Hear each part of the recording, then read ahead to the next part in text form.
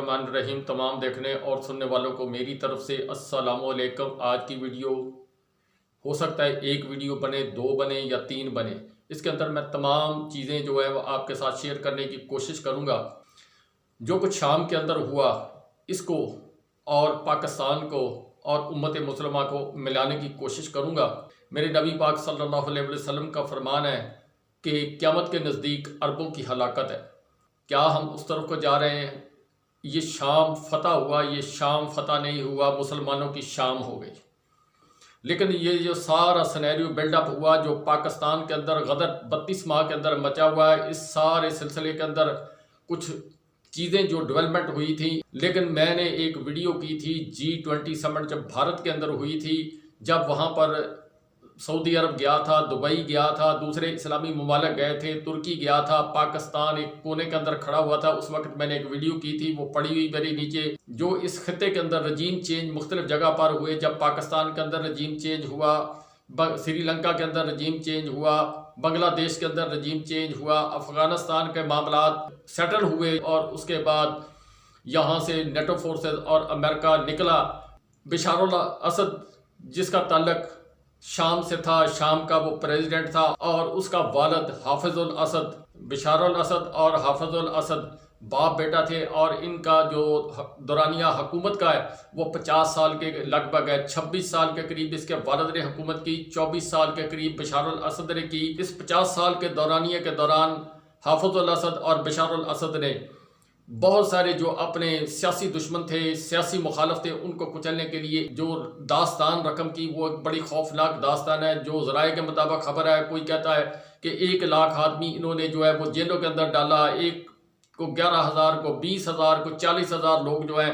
ان کو انہوں نے پھانسیاں دی، یا جو بھی کچھ کیا وہ اب وقت گزر گیا، وہ واپس نہیں آ سکتے۔ جو وہاں پر خانہ جنگی ہوئی یا مختلف مارکے جو ہوئے، وہاں پر جو ذرائع کے مطابق خبر ہے کہ 3-3.5 لاکھ لوگ لقمہ اجل بنے، اور بے شمار لوگ گمنام مارے گئے۔ ایک ہفتہ پہلے جو ذرائع کے مطابق خبر ہے کہ بشار الاسد صاحب اپنی فیملی کے ساتھ یہاں سے روس گئے، وہاں پر پیوٹن صاحب سے ملاقات کی۔ 11 دن کے اندر جو سلسلہ یہ سارا تخت الٹا گیا۔ اس کا مطلب یہ ہے کہ بشار الاسد صاحب جب روس گئے پھر وہاں سے واپس نہیں آئے۔ جب تک بشار الاسد رہا اس وقت تک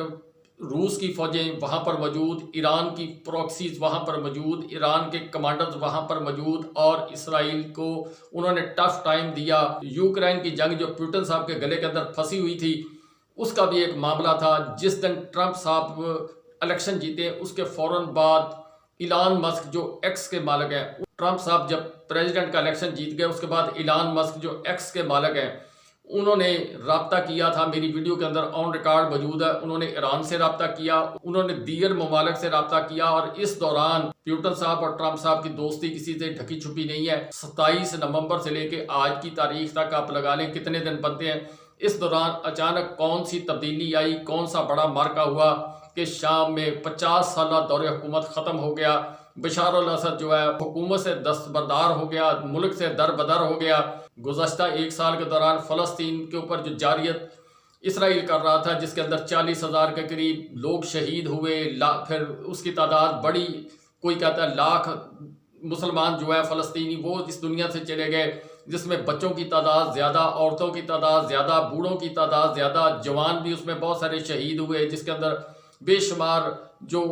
ریڈ کراس کے لوگ وہ شہید ہوئے، جو امدادی ٹیموں کے لوگ ہیں وہ شہید ہوئے۔ ہر طرف تباہی مچائی، سکول گرائے، ہاسپٹل تباہ کیے، لیکن امت مسلمہ خاموش رہی۔ اس دوران پیوٹن صاحب کی یوکرین کی جنگ جو وہ عجب صورتحال اختیار کرتی گئی اور پھر لمبی ہوتی گئی۔ طیب اردگان کے متعلق کچھ سوالات کھڑے ہونا شروع ہو گئے یہ گزشتہ دنوں کے اندر۔ پیوٹن صاحب نے طیب اردگان کو پیغام دیا، ایران کے وزیر خارجہ انہوں نے پیغام دیا طیب اردگان صاحب کو، اور اس کے بعد لوگ یہ سوچنے لگے تھے کہ شاید کو بڑا فیصلہ ہونے لگا ہے، ایران کو بڑا حملہ کرنے لگا ہے۔ یہ جس دن وہ فون کیا گیا تھا اس دن کچھ نہ کچھ بات ہوئی تھی۔ جب ایلان مسک صاحب نے ایرانی صدر سے بات کی تھی کچھ نہ کچھ ہوا تھا۔ جب ٹرمپ صاحب نے پیوٹن صاحب سے بات کی تھی اس کے اندر کچھ نہ کچھ ہوا تھا۔ اسرائیل نے جو جنگ بندی تسلیم کی تھی اس وقت بہت سارے خدشات تھے، جس کے اوپر میں نے اپنے خدشات کا اظہار کیا تھا، اور بات اسی طرف کو جاتی ہوئی لگ رہی ہے۔ بشار الاسد صاحب ملک چھوڑ کر چلے گئے، وہاں پر آزادی پسند تحریکیں جو نام نہاد بھی ہیں، جس میں بہت سارے لوگ جو ہیں ٹاؤٹ بھی ہیں، امریکہ کے لیے کچھ کام کرتے ہیں، کچھ اسرائیل کے لیے کام کرتے ہیں، کچھ مسلمانوں کے لیے سچے دل سے کام کر رہے ہیں۔ یہ سارے گروپوں کو جو وہاں پر بندہ لیڈ کر رہا تھا ابو محمد الجیوانی، وہ بندہ وہ تھا جو کبھی القاعدہ کے اندر تھا، پھر داعش کے اندر بھی اس کا نام آیا، پھر اس کے اوپر پابندیاں لگتی رہی، اور اس کے بعد پھر اچانک وہ کردوں کی جو تنظیم ہے اس کے اندر وہ شامل ہوا، اور اس کے اندر شامل ہونے کے بعد اس نے اپنا ایک مقام بنانا شروع کیا۔ نام اس کا پہلے بھی بڑا تھا، پھر وہ ان کا لیڈر بنا۔ کردوں کی دشمنی جو ہے وہ ترکوں کے ساتھ ہے، اور اس کے علاوہ امت مسلمہ کی بہت ساری جو جہادی تنظیمیں وہ وہاں پر اسرائیل کو ٹف ٹائم دے رہی تھی، جن کو سپورٹ کر رہا تھا ایران، جس کو سپورٹ کر رہا تھا رشیا، جو ذرائع کے مطابق کہ چائنا بھی کچھ نہ کچھ جو ہے وہ اس کو سپورٹ کر رہا تھا، اور اس کے علاوہ باقی کوئی ممالک جو ہے ان کو سپورٹ نہیں کر رہے تھے۔ سعودی عرب کی خاموشی تھی، دبئی کی خاموشی تھی۔ اچانک ایک دم سب کچھ یوں بدلا کہ بشار الاسد صاحب وہ ملک چھوڑ کر چلے گئے۔ 11 دن کے اندر وہاں پر جو مجاہدین ہیں انہوں نے قبضہ کر لیا، اور اس کے بعد روس کی فوجیں وہاں سے واپس ہونا شروع ہو گئی۔ ایران کی جو فورسز تھی یا کمانڈر تھے یا جو بھی ان کے سرکاری اہلکار تھے وہ وہاں سے واپس جانا شروع ہو گئے۔ لوگوں نے وہاں پر جشن منانا شروع کر دیا۔ اس دوران ٹرمپ صاحب کا ایک بیان آیا کہ ہمارا اس سارے معاملے سے کوئی تعلق نہیں۔ طیب اردگان صاحب ان 2 3 4 دن کے اندر یا 5 دن کے اندر یا اس دوران انہوں نے کوئی سٹیٹمنٹ ایسی بڑی نہیں دی۔ اس دوران سعودی عرب اور دبئی کی کچھ ملاقاتیں، اہم جو ذرائع کے مطابق خبر ہے کہ وہ ملاقاتیں ہوئی ہیں یا پیغام رسانی ہوئی ہے ایران کے ساتھ۔ دبئی کے حکمران جس طرح کا نظام چلا رہے ہیں اسی طرح کا نظام جو سعودی عرب کے ولی عہد ہیں وہ بھی اپنے ملک کے اندر رائج کرنا چاہتے ہیں، وہ ملک کی ترقی کرنا چاہتے ہیں یا جو بھی کرنا چاہتے ہیں، یہ ایک علیحدہ سوال ہے۔ دوسرا اسلامی ملک ہے، میں اس کے متعلق کوئی زیادہ بات نہیں کر سکتا۔ اور اس دوران پاکستان کے اندر کچھ معاملات جو ہیں وہ آپ کے سامنے، جو 32 ماہ کے دوران یہ لوگ آئے، جو رجیم چینج ہوئے، یہ ساری چیزیں آپ ذرا کیلکولیٹ کرتے ہیں۔ عمران خان صاحب کو جیل کے اندر رکھنا، اس کے اوپر اب علیحدہ ویڈیو کرنی پڑے گی۔ آپ عمران خان صاحب کے متعلق کچھ لوگوں نے آس امید لگائی شاید ٹرمپ صاحب کے آنے کے بعد عمران خان صاحب کو رہائی مل جائے گی۔ اب وہ معاملہ بھی مجھے دبتا ہوا نظر آ رہا ہے۔ G20 سمٹ جب ہوئی تھی وہاں پر انہوں نے چائنا کے متبادل جس طرح کا چائنا کا سی پیک ہے اسی طرح کا سی پیک انہوں نے بنانے کا پروگرام کا اعلان کیا تھا، وہاں سے جو آ کر کنیکٹ ہونا، آ کر بھارت تک، اسرائیل، اس کے اندر ترکی، شام اور دیگر جو ممالک اس کے راستے میں آئیں گے ان کو کنیکٹ کرتا ہوا وہ پہنچے گا بھارت تک۔ پاکستان کو لالی پاپ دیا گیا تھا کہ آپ بھارت کے ساتھ ٹریڈ کریں اور پھر جو اپنا جو راستہ ہے تجارت کا وہ اختیار کریں گے آپ۔ یہ والا جو میں بھارت کے ساتھ جو سی پیک چلے گا اسرائیل تک، اس والے سی پیک کو آپ استعمال کریں۔ چائنا والا سی پیک ایک دھوکہ ہے، اس کو آپ چھوڑ دیں۔ اب یہاں پر کنٹین چائنا والا معاملہ بھی آپ کو سمجھ آ گیا، اور دوسرا جو سی پیک بننا ہے وہ کب بننا ہے، اس کے اندر آپ کتنا ٹائم لیتے ہیں، اور گریٹر اسرائیل کا پلان جو ہے وہ اسی سی پیک کے ساتھ زیادہ منسلک ہے۔ اب اگر صورتحال کا جائزہ لیا جائے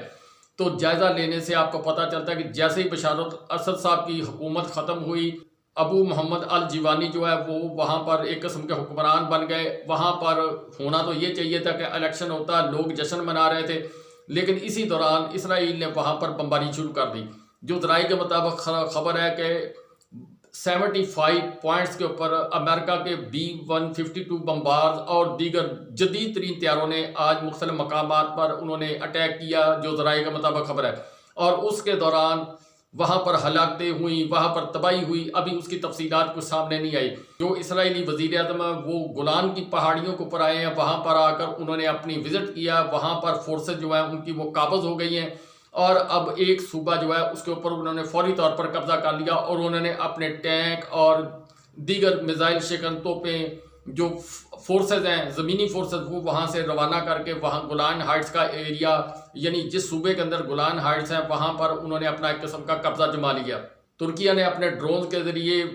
شام کے اندر ان مقامات پر اٹیک کیا جہاں پر جو کرد مجاہدین تھے وہاں پر انہوں نے اٹیک کرنا شروع کر دیا۔ آج کے دن کے اندر جب میں ویڈیو کر رہا ہوں شام کے اوپر 3 طرف سے اٹیک ہوا۔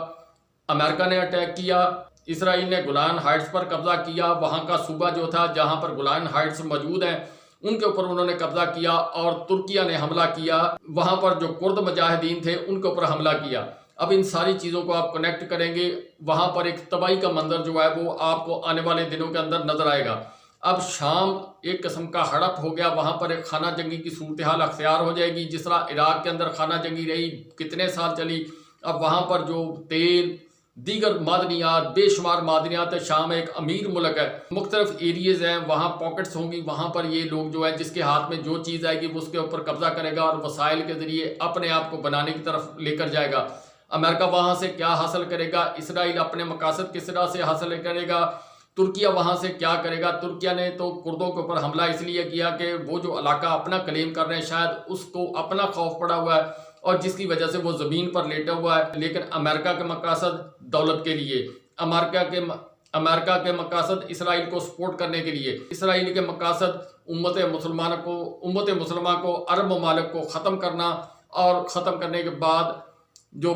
قبلہ اول ہے اس کے اوپر اس نے قبضہ کرنا۔ روس کے ایک تھنک ٹینک ہے، انہوں نے جو آج اپنا ایک قسم کا میسج جو ہے وہ مسلمانوں کو کنوے کیا، انہوں نے کہا کہ اپنا قبلہ اول بچا لیں اگر آپ بچا سکتے ہیں، ورنہ اسرائیل جو ہے اس کے اوپر جو کچھ وہ کاروائی کرے گا، جس طرح کا وہ اپنا ٹیمپل بنانا چاہتا ہے یا جو بھی اپنا وہ مقدس مقام یا تخت انہوں نے جو چھپایا ہوا ہے وہ وہاں پر وہ فکس کر کے جو 2000 سال تک انہوں نے انتظار کیا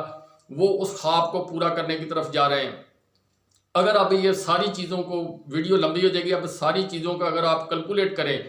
آپ نے ایک دجال کا لفظ سنا، دجال کون ہوگا؟ دجال اگر میرے حساب سے اگر دیکھا جائے، دجال دنیا کے اندر آ چکا، اور وہ دجال اسرائیل کا وزیر اعظم ایک دجال کی شکل ہے، وہ آہستہ آہستہ کس طرح اس کی شکل اس طرح سے چینج ہوگی، جس طریقے سے میرے نبی پاک کا فرمان ہے کہ اس کی شکل ایسے ہوگی۔ لیکن اگر دیکھا جائے دجال دنیا میں آ چکا، لیکن دجال کی شکل کے اندر وہ اس وقت جو کام کر رہا ہے، جس طریقے سے وہ اپنے پلاننگ کے ذریعے امت مسلمہ کے وہ ممالک جن کے اوپر وہ گریٹر اسرائیل بنانا چاہتا ہے، اپنے مقاصد جو اپنا وہ قبلہ اول بنانا چاہتا ہے، اس کی طرف وہ تیزی سے بڑھ رہا ہے۔ شام ٹکڑوں میں بڑھتا ہوا نظر آ رہا ہے، اس کے بعد عراق، اس کے بعد یمن کی باری آ رہی ہے، اور یہاں تک پہنچنے کے بعد پھر ایران کے ساتھ کیا سلوک ہوگا، پاکستان کے ساتھ کیا سلوک ہوگا، اور اس کے علاوہ پھر پیچھے بچ گیا سعودی عرب اور دبئی۔ اب اس سارے سلسلے کے اندر جو کچھ دبئی کے اندر ہو رہا ہے، جو کچھ سعودی عرب کے اندر جو شہر بسایا جا رہا ہے، جس طریقے سے وہاں پر کانسرٹس ہونے شروع ہو گئے، ان ساری چیزوں کو اگر آپ کیلکولیٹ کریں تو بات آپ کو لگتی ہے کہ دنیا اپنے آخری سفر کی طرف جا رہی ہے، تیزی سے وہ منزلیں طے کرتے ہوئے وہ اہداف حاصل کر رہا ہے۔ جب اسرائیل قبلہ اول پر قبضہ کر لے گا، یہ اس کی بڑی نشانی ہوگی۔ پھر اس کے بعد دنیا کتنی دیر تک قائم رہے گی، اس کے بعد دنیا کے خطے مختلف جو ہیں وہ آپس میں کس طریقے سے جھگڑیں گے، کس طریقے سے ایٹمی جنگ ہوگی، پھر جو دیا 20 کو تک جلتا ہوا آپ کو نظر آئے گا، اس کے بعد انسانوں کی کتنی تباہی ہوگی۔ یہ ساری چیزوں کو مد نظر رکھیں، روس، ایران، ترکیہ، پاکستان، سعودی عرب، دبئی، ان کے آنے والے حالات کے متعلق جو بات چیت ہے وہ میں کروں گا اگلی ویڈیو کے اندر۔ شاید اگلی ویڈیو کے اندر کچھ باتیں آپ کو کنوے کرنے کی کوشش کروں کہ یہ معاملہ پاکستان کے اندر کس طرح کو چلے گا، 10 سالہ پلان کو کیوں امپلیمنٹ کرنا چاہتے ہیں، بھارت کا کردار آنے والے دنوں کے اندر کیا ہوگا، اور اس کے ساتھ ساتھ باقی جو ملحقہ علاقے ایران، افغانستان، چائنا کا مستقبل کیا ہوگا، آنے والے دنوں کے اندر دنیا کا نقشہ کیا ہوگا، اس کے اوپر بات چیت کرنے کی کوشش کروں گا۔ لیکن اینڈ کے اوپر ایک بات کہہ کے اجازت چاہتا ہوں کہ دنیا اپنے آخری سفر کی طرف چل پڑی ہے۔ یہ جو شام ہڑپ ہوا، اس کے بعد باقی ممالک جو ہیں ان کے لیے خطرے کی گھنٹی بج گئی، پوری امت مسلمہ کے لیے خطرے کی گھنٹی بج گئی ہے۔ اللہ تعالیٰ سب کا محافظ۔